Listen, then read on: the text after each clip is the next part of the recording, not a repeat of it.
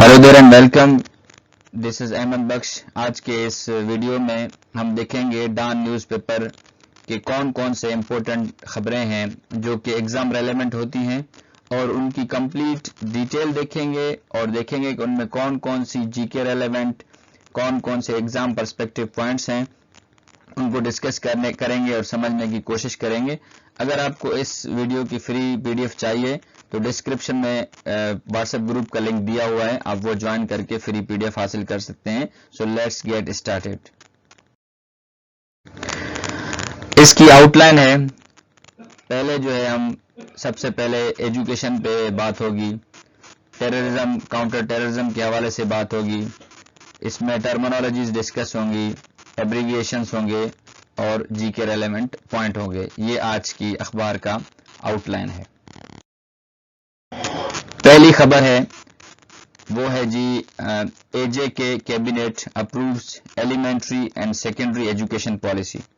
AJK यानी कि Azad Jammu and Kashmir cabinet ने एक एलिमेंट्री और सेकेंडरी एजुकेशन पॉलिसी अप्रूव की है, यानी उन्होंने पॉलिसी दी है जो कि 2023 से लेके 2040 तक के लिए है। इसके इम्पोर्टेंट पॉइंट्स ये हैं कि Azad Jammu and Kashmir cabinet has accorded approval in principle to a proposed elementary and secondary education policy 2023-2040। ये तो होगी इसका बेसिक इंट्रोडक्शन के पॉलिसी जो है वो 2023 से लेकर 2040 तक के लिए है, और ये एलिमेंट्री यानी ये प्राइमरी और सेकेंडरी एजुकेशन जो है उसके लिए पॉलिसी दी गई है। whereby it would be mandatory for each child to acquire education। इस पॉलिसी का जो मकसद है बुनियादी वो ये है कि जितने भी आज़ाद जम्मू एंड कश्मीर में बच्चे हैं या बच्चियां हैं उन पे लाजमी है कि वो तालीम हासिल करेंगे। आगे बताया गया है, the cabinet meeting which was presided over by prime minister Sardar Tanveer Ilyas. अब ये एक एमसीक्यूज आपके पास आ गया कि who is the current prime minister of AJK. तो एजेके का जो करंट प्राइम मिनिस्टर है वो सरदार तनवीर इलियास है। उसने कैबिनेट मीटिंग को चेयर किया। Decided to launch an awareness campaign on the importance of education under the slogan of model schools model society, targeting in particular the out of school children. इसमें prime minister Sardar Tanveer Ilyas साहब ने ये कहा कि हम पूरे मुल्क में, यानी जो एजे की एक अलग स्टेट है, तो उसमें हम एक अवेयरनेस रहनुमाई की एक कैंपेन चलाएंगे जिसका स्लोगन होगा मॉडल स्कूल्स मॉडल सोसाइटी, और उसमें टारगेट किया जाएगा, यानी उसका मकसद ये होगा कि जो बच्चे स्कूल से बाहर हैं उनको स्कूल यानी निज़ाम तालीम के अंदर लाया जा सके। मजीद बताया गया, under the proposed policy the primary students would be provided books free of cost. जो 1 क्लास से लेकर 5वीं तक के बच्चे हैं उनको किताबें मुफ्त दी जाएंगी। And teachers training academy would be established, और एक टीचर्स ट्रेनिंग एकेडमी बनाई जाएगी to raise the professional capacity of teachers and subsequently the educational standard of the state.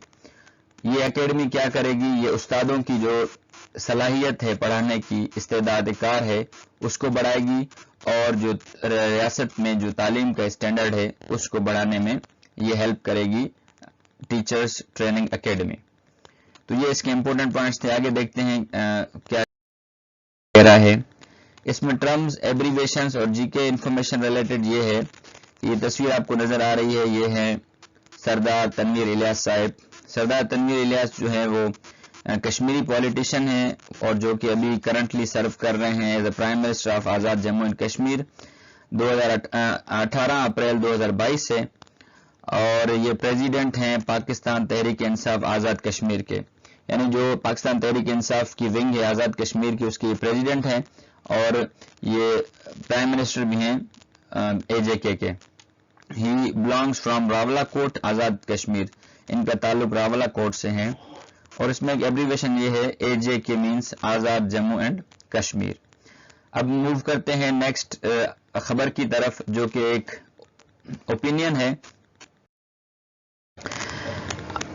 ये 12 जो तारीख है उसमें ये एक काउंटर टेररिज्म एफर्ट्स के नाम से एक ایڈیٹوریل چھپا ہے، آرٹیکل چھپا ہے، ظاہر سی بات ہے کیونکہ پاکستان حال ہی میں آپ کو پتا ہوگا کہ ایک نئی لہر آئی ہے ٹیررزم کی، اور پاکستان کی سیکیورٹی کی میٹنگز بھی چل رہی ہیں کہ کس طرح جو ہے کرب کیا جا سکے ٹیررزم کو، تو اس حوالے سے ظاہر سی بات اخبار میں چیزیں تو آئیں گی. تو یہ ایک آرٹیکل ہے، تو اس میں دیکھتے ہیں کہ کیا چیز بتائی گئی ہے. The prospects of broader Pak-US cooperation depends on the geopolitical theater.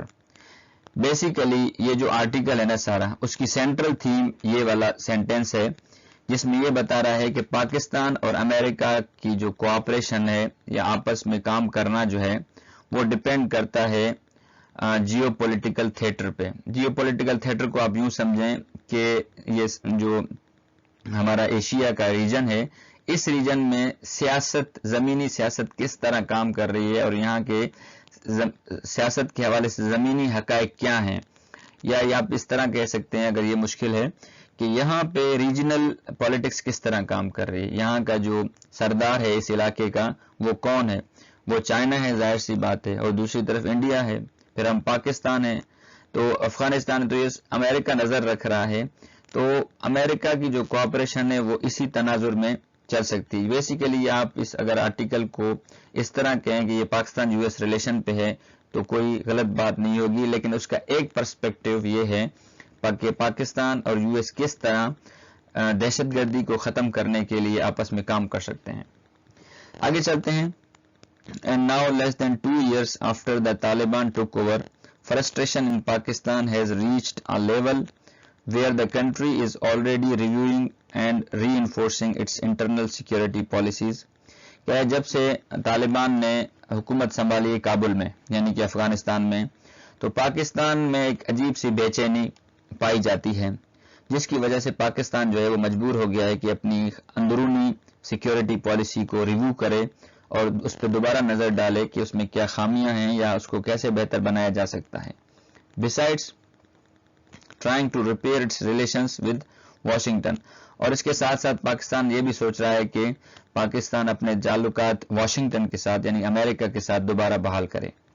It is not yet certain whether or not Pakistan's romance with the Taliban is over.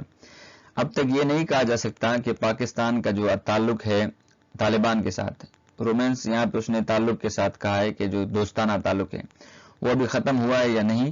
However, it is clear that Pakistan is trying to revive its counter-terrorism cooperation with the US. لیکن ایک بات سچ ہے کہ پاکستان اپنے دہشت گردی کے خلاف جو جنگ ہے اس میں امریکہ کے ساتھ کام کرنے کے لیے تیار ہے.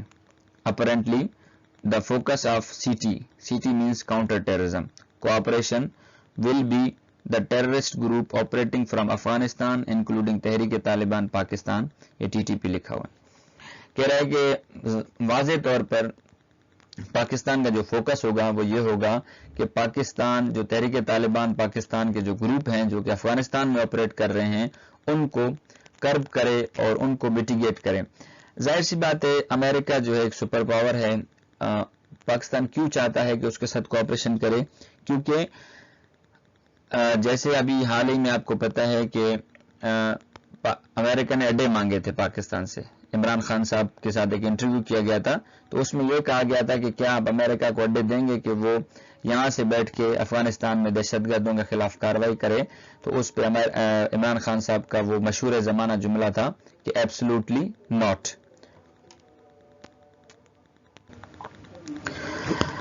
آگے کہا جا رہا ہے، دیکھتے ہیں کہ آرٹیکل میں کیا ہے. So far the US has been cautious. کہہ رہا ہے پاکستان تو یہ ظاہر کر رہا ہے کہ پاکستان راضی ہے کوآپریشن کرنے کے لیے، لیکن امریکہ جو ہے وہ ظاہر سی بات ہے پہلے عمران خان صاحب کا بیان آیا، پھر اس کے بعد جو ہے نا یہ بات نہیں بنی ان کے ساتھ، تو اب امریکہ جو ہے وہ تھوڑا سا ہوشیار ہو گیا ہے. It has neither shown much enthusiasm nor dismissed cooperation with Pakistan. امریکہ نے نہ تو زیادہ شوق اور جذبہ خواہش دکھائی اور نہ ہی اپنی جو کوآپریشن ہے پاکستان کے ساتھ اس کو ختم کیا. دوسرا یہ کیا the US has facilitated the revival of the IMF program for Pakistan. امریکہ نے IMF پروگرام جو پاکستان کو ملنا تھا یعنی کہ قرضہ، اس میں مدد کی. تیسرا It also pledged support for the rehabilitation and reconstruction of the flood affected areas in the Geneva last month, which helped Pakistan raise about $9 billion at the conference. दूसरा अमेरिका ने ये किया कि अभी सैलाब आया हुआ था, तो उस सैलाब में पाकिस्तान ने जो है ना जिनेवा में एक करारदाद पेश की जिसमें उसने कहा कि हमें मदद दी जाए ताकि हमारा जो फ्लड में नुकसान हुआ है हम उसको दोबारा बना सकें।